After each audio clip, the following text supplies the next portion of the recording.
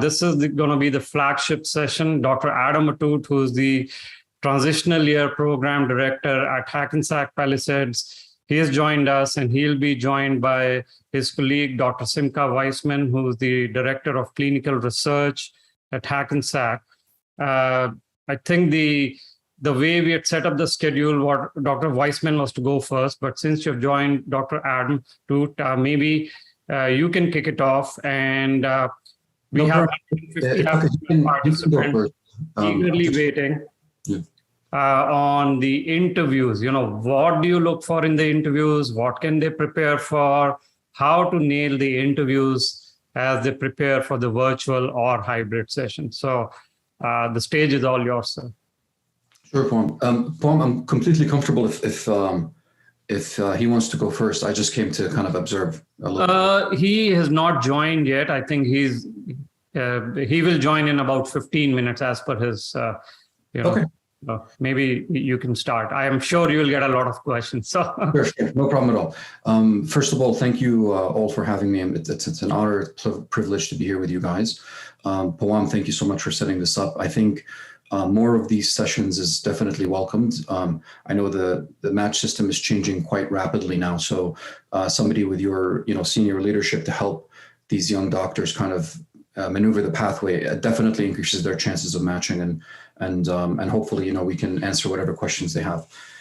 So what did you specifically want me to talk about? So the focus is on interview preparation. So first, how should they prepare? What do program directors look for? How is the virtual going to change it? Will it be virtual versus hybrid? So sure. Just everything about the interviews. Okay, so first of all, this year, ACGME recommended to all the program directors to continue to have the interviews virtual. So the majority of programs will have strictly virtual. There are going to be some programs that probably will have a combination of both, but every program I think will have virtual. Our hospital will not have in-person interviews. The whole Hackensack system, we all agreed, all the program directors, we're going to have it strictly virtually, okay? Which in my opinion, has some pluses and minuses, right?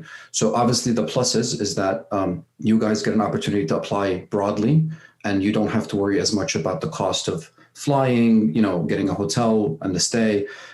However, what that means is the downside of that is that each program will have significantly more applicants than they usually get. So just to give you guys an idea, so my program, for example, generally gets somewhere between 2,000 and 2,500 applications per year, right? We have 18 positions, and last year we had 3,100 applications, a little bit more than we usually see. So as you can see, like if you're not a competitive candidate, you can easily get lost in that mix when some hospitals are getting an overwhelming amount. So for you guys, I would highly advise, because every program is going to have more applications, apply broadly. So if you're planning to apply to 100, apply to 150. If you're planning to 150, make it 200. You really don't want to limit yourself, because the chances of matching now are becoming more difficult, especially for IMGs. Okay, thank you. So then, the next logical kind of questions that I'm seeing, I've applied broadly. What do programs look for? How do they select IMGs for interviewing?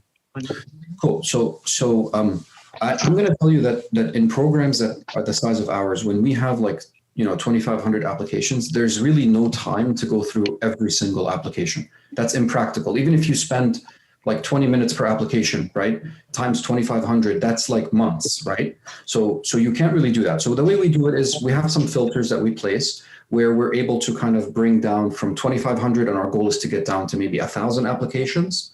And then from those 1,000, we're going to look through each one and maybe interview 300 to 350 so that we can get our 18 positions, right? So how do we get from that number down, right? So some of the things we look for is obviously Usmle Scores is something that's looked at. For me as a program director, it's not the only thing. I've accepted people who have 260s, and I've accepted people who failed step 1 and step 2, 3 times. To me, it's like it varies depending on your situation, right? But for example, if we use a filter that if you graduated more than 5 years ago and you didn't take your step 3, you're going to get filtered out of that. For example, we use a filter if you scored below 200 on step one. Now it's pass fail. So now if you fail it twice, for example, you get filtered out, right? So that helps us bring it down. And then we look, for example, have you had any US clinical experience, right? So if you're an IMG, have you worked with a US doctor? What do the letters of recommendations look like? Are they international letters? Are they local letters? Were they written by a program director? So letters come in tiers, right? So chairs and program directors of departments have the highest level of prestige in their letters. Next is core faculty. And then third would be just regular, community doctors, right? If you have no letters from the United States, I can tell you most program directors will look at that very poorly, right? So if you're a resident back home in your country and got a letter from a doctor there, it doesn't hold as much water as if you got one from a doctor here in the US, because ultimately we want to know that you can function here as a resident here, and not, some countries have different guidelines, different treatments. And then obviously research is a very, very big component.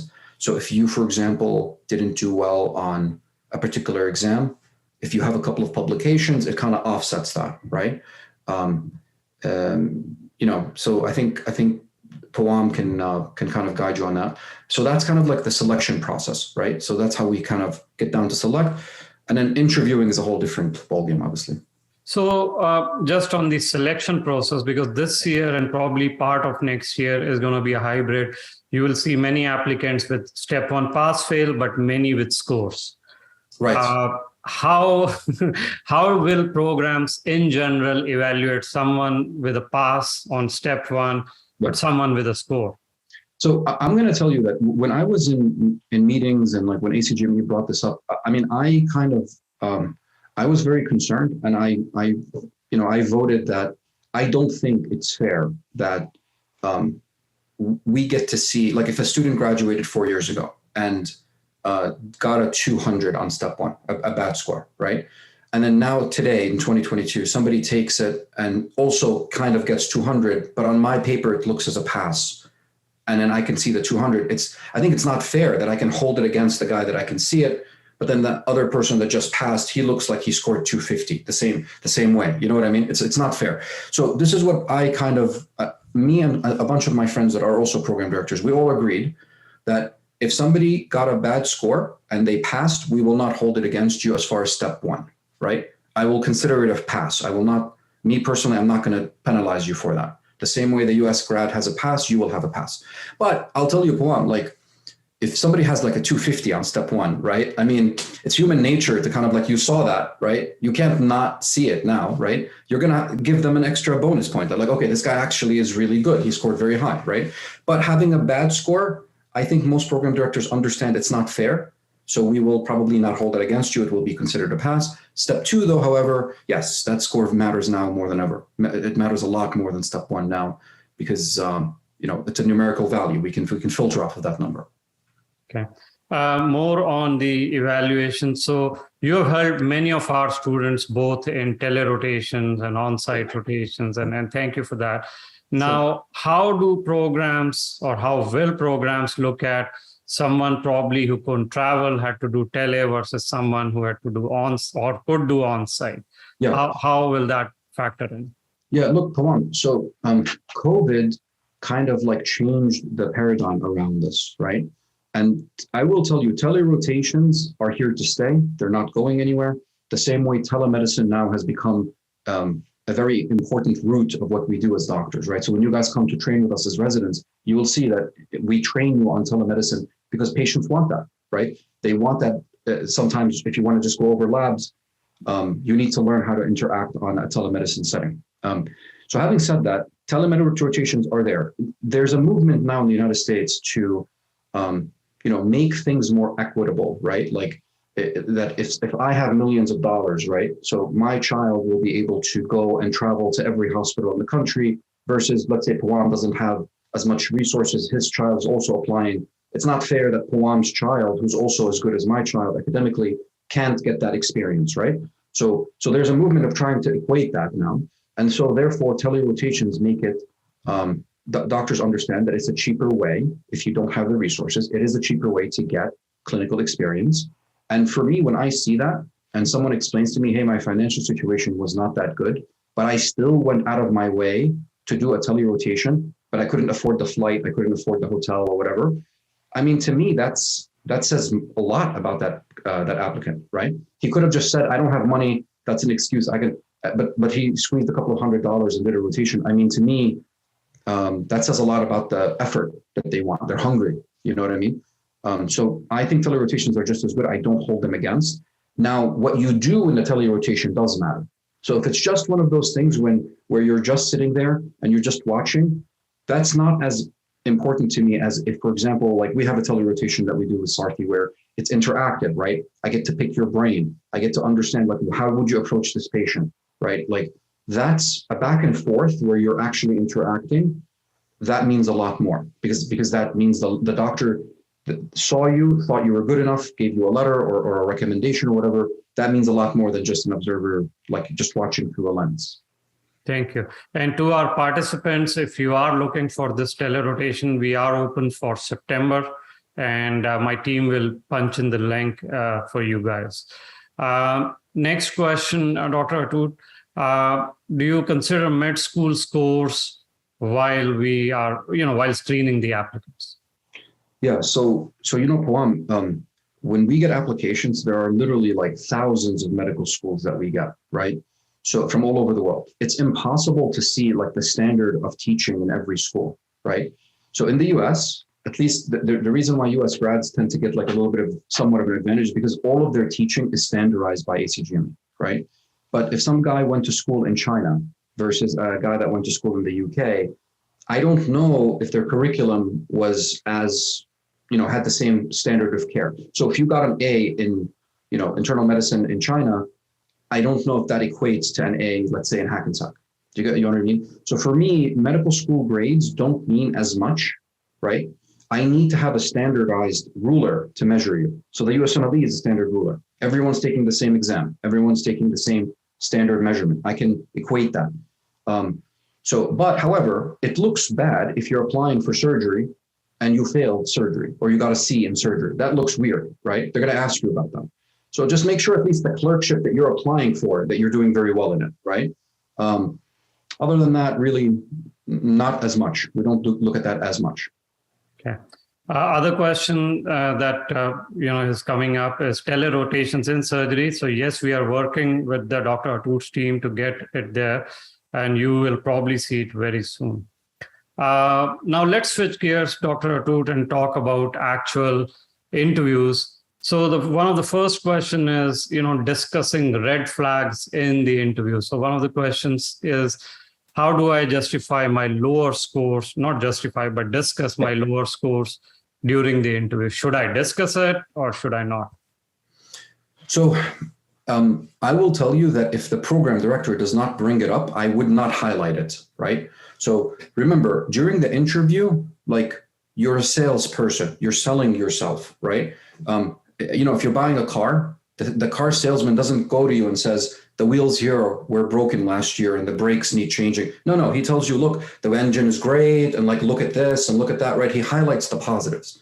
So for you guys, highlight the positives. If they bring it up though, which they probably will if you have a very poor score, then you should have a very good answer, right? So this is where interview prep comes in, right? So I wouldn't bring attention to that part. Like, for example, I was interviewing a young lady, and she was doing phenomenal. Like, interview was going well. We were like 15 minutes into it. And then all of a sudden she volunteered this information that I didn't pay attention to. She was like, Dr. Atoot, I just want to explain to you why I took such a big gap between my first and second year of med school. I didn't even pay attention to that. I honestly didn't even see it. And then she went on to explain this entire story that she had, that she wanted to say. And then I looked, and she's right. She had like 2 years of a gap between her first and second year. So if she didn't bring that up, Puan, I would not have noticed. And we would have just given her a very high rank, and like she was doing well, right? But she brought that up. And then when we brought it up to the committee, when we were voting, they were like, oh yeah, she took a very long time. Her story didn't make sense. And then they brought her down a rank, right? I mean, why would I wouldn't recommend you do that. If I asked her, yes.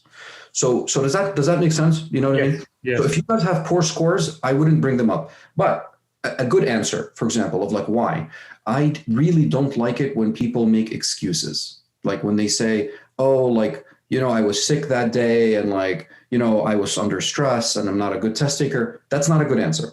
right? A much better answer would be, listen, when I studied for step one, I really didn't have as much knowledge about what to read. So I spread myself too thin. I read too many different resources instead of concentrating on one or two. My learning style wasn't quite there. But look, on step two, I readjusted myself. I noticed what I did wrong in step one.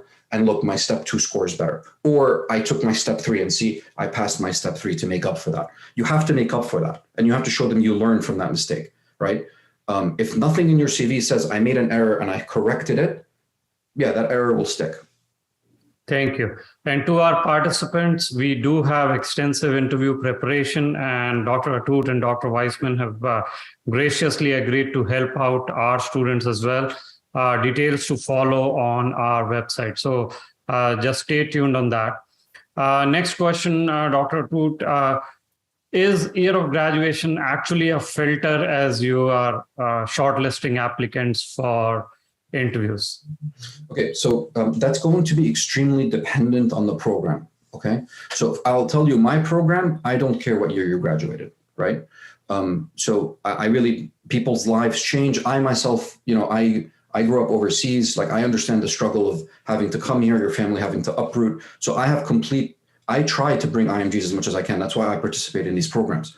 I think they make the US system better.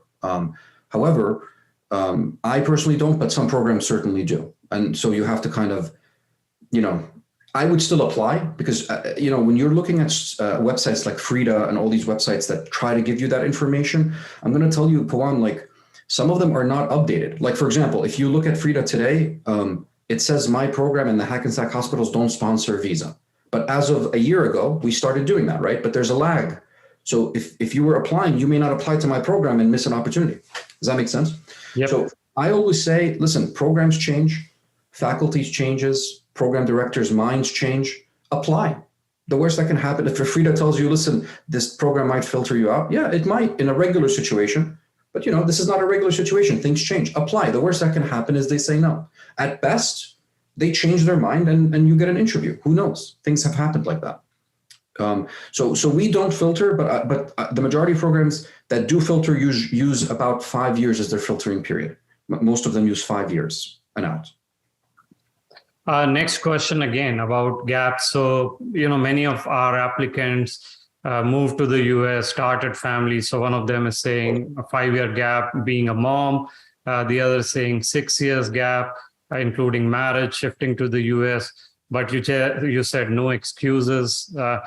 So what can these applicants do? They had a gap, legitimate gap. Yep.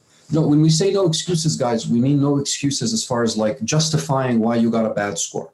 Take responsibility. It's okay. It's your score, right? Take responsibility. I didn't do well on the exam because I didn't study correctly. And the majority of the time that is the case, right? It's okay. And look, I now started studying correctly and I proved that I can do better. That's it. We're not perfect. Doctors are not perfect. We make mistakes every day and we understand that, right? Having like moved from a country with your children and like starting over, I completely sympathize with that. And we do not hold that against you. It's just, what have you done for me during that period that proves you want to be a doctor, right? So that there are some people, Poem, where like they move here in 2010. Like I've had students like that, right? They move in 2010. They don't touch medicine at all till 2008. And now they want to restart the process. Well, like during that 7-year gap, you didn't do any medically related things, nothing, zero. So your medical knowledge now in 2008, having read no medicine, been exposed to zero, is essentially at a level of a medical student, if that, right? So, and we see that. So some of them, they come to do externships with us. Some of them are great. Like if you come and you're an old grad and you have great medical knowledge, that's amazing. And we love that. But there are some of them that come and have zero medical knowledge. Like the medical students with me, they're a practicing physician for like 5 years in their home country, but then stopped doing medicine. And the medical students like answering questions that they don't know. Obviously that looks bad, right? So year of graduation for me doesn't matter, but what you're doing with your time during that time does matter. Thank you. Next question, updates on the application after submission. So could be step 3, could be something else. Do you actually go back and look at those updates if the students email program coordinators, things like that? Yeah, I'll tell you that my coordinator probably does that a lot more than I do. As you can imagine, I literally get like hundreds of emails a day from random students asking for like interviews and things like this. So I usually don't have time to skim through all of them. However, there are times where like my schedule ends early and I look and I might read like a couple and one of them might be good and then I'll send it over. So again, it doesn't hurt. Send the email. At worst case scenario, we don't read it, but we will never punish you for it, for showing interest. No. I mean, to me, that's a positive. One question, very appropriate. How do I dazzle the programs in the interview? What do I need to do? So I can't really tell you that. It really depends on your CV, right? Like everybody has different paths.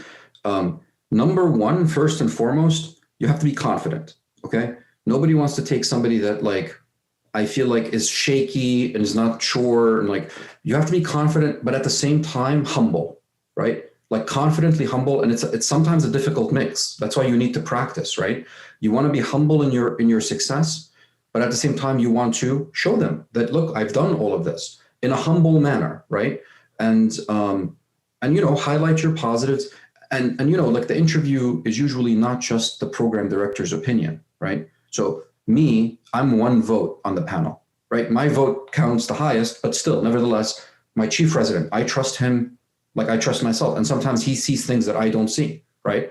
The other faculty members, they all have things. So there are times where we sit together and I'm like, I love this applicant. And then the other three are like, whoa. Like, no, they said this, they did this, they did that. And then they convince me to deduct points. And sometimes it's the opposite, where I give somebody a very low score, but they convince me to give them a much higher because they saw things that I didn't, and that's fine. It comes from practice, guys. That's why you guys need interview prep a lot with your colleagues, with like us or whatever, to get better. Thank you, Dr. Atoot.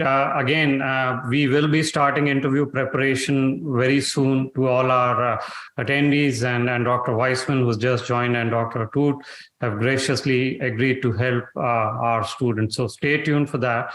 I do want to welcome now Dr. Weissman. He is going to talk about why research has become so important, why research will continue to become important for your residency application, something, whether it's the pass-fail of step one or CS going away. And then probably we can open up for more questions for Dr. Atoot and Dr. Weissman. So Dr. Weissman is the director of clinical research at Hackensack Palisades, has been helping our students with research. His next batch will start August 15. But today we are going to talk about his perspective on importance of research. So Dr. Weissman, welcome. Thank you so much, Pawan, and thanks for taking the time, everybody, to kind of be here with Dr. Atoot, myself, and Pawan. So I think always research has been important in the eyes of the ACGME and program directors for not just residency, but obviously also fellowship. But it's because of the step one being pass-fail that a lot of weight has been shifted to other things. So of those, among the other things, obviously step two, but I've heard personally from a lot of different faculty and directors of various programs, not even in our network, but even out of our network, that now research is going to be to the point where they're going to add it as a screen. So some programs are going to start screening. You have based on your publication. So they might set it to one publication, they might set it to two publications, but now research has become something that's almost integral to sort of to complete your CV. So yeah, that's the short answer of it. Sorry, I was on mute. Can you talk about different types of research?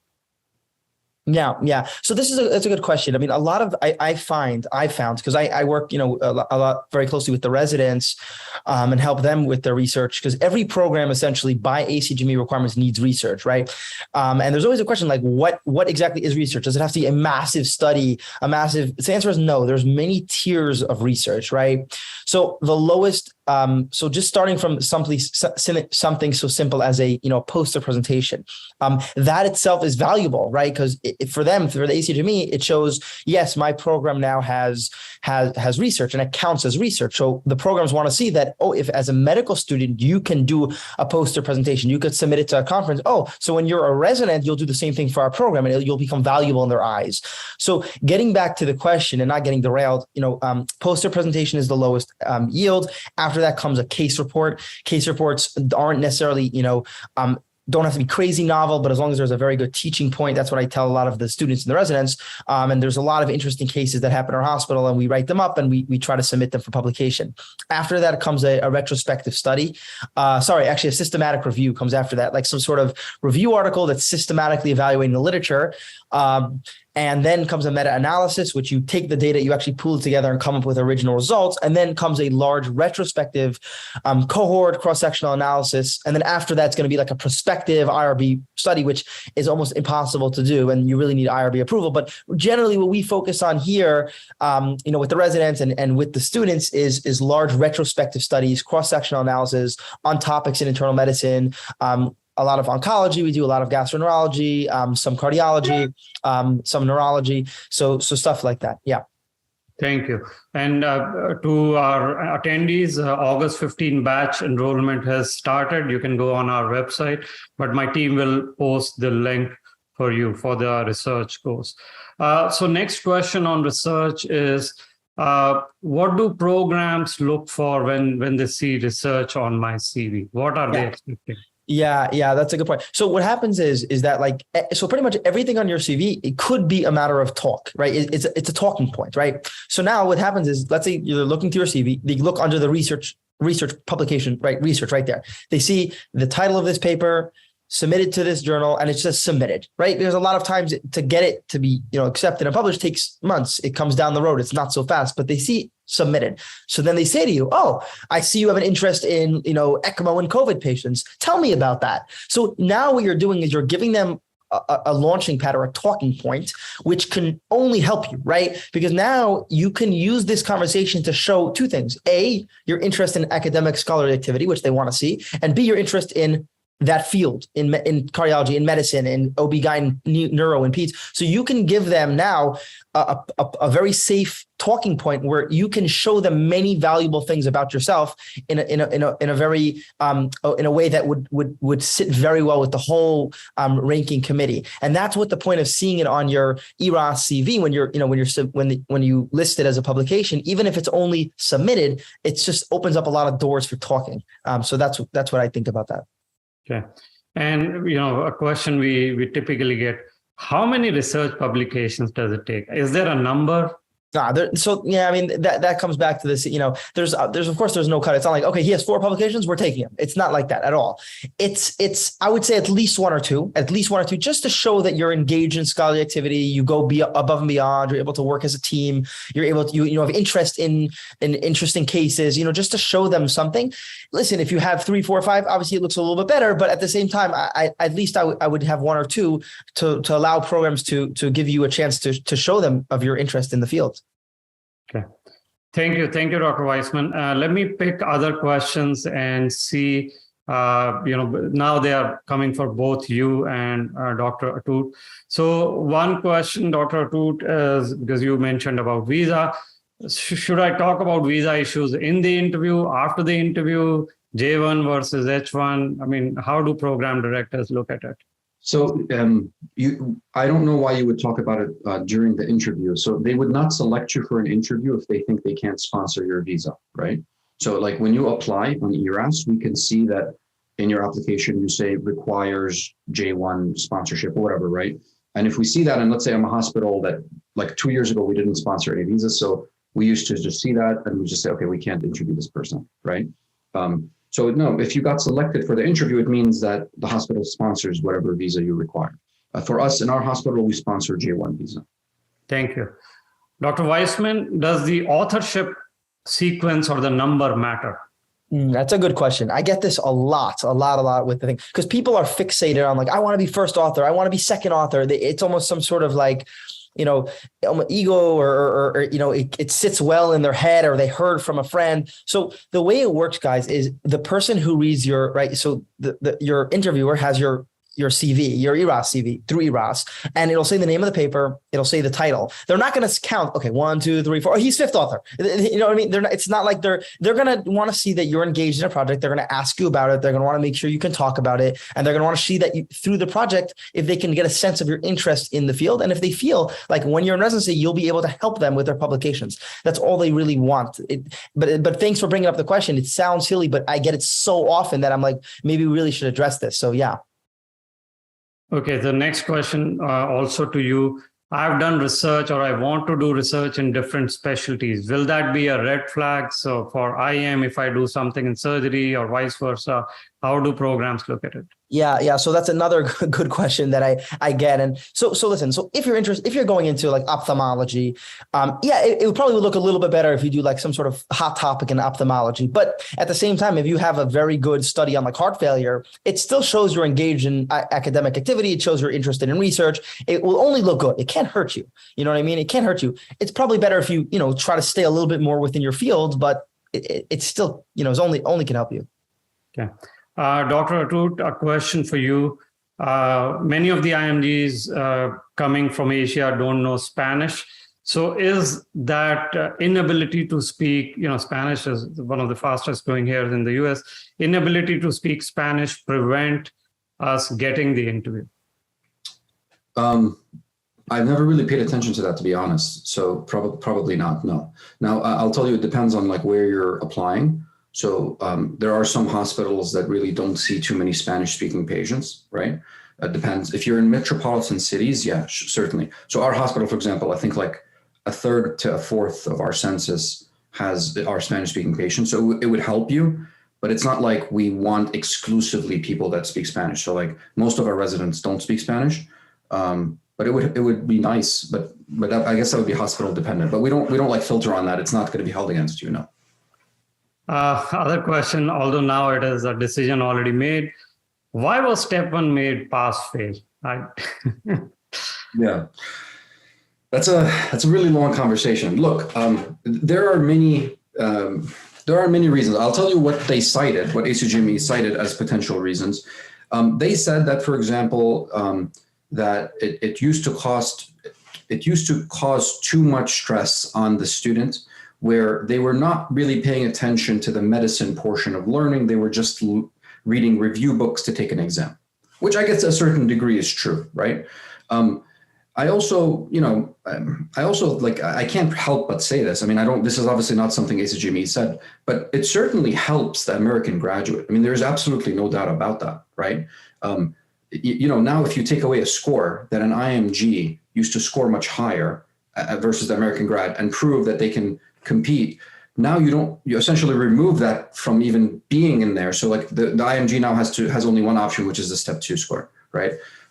So it certainly shifts the favor in the setting of the US grad, especially now that there's, for the first time, there's enough US students to apply for the residency spots, right? There's a lot of DO schools now that are open that supply us with enough students.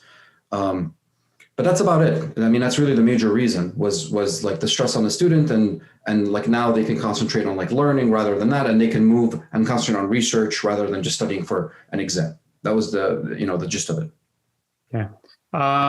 Dr. Weissman, question to you.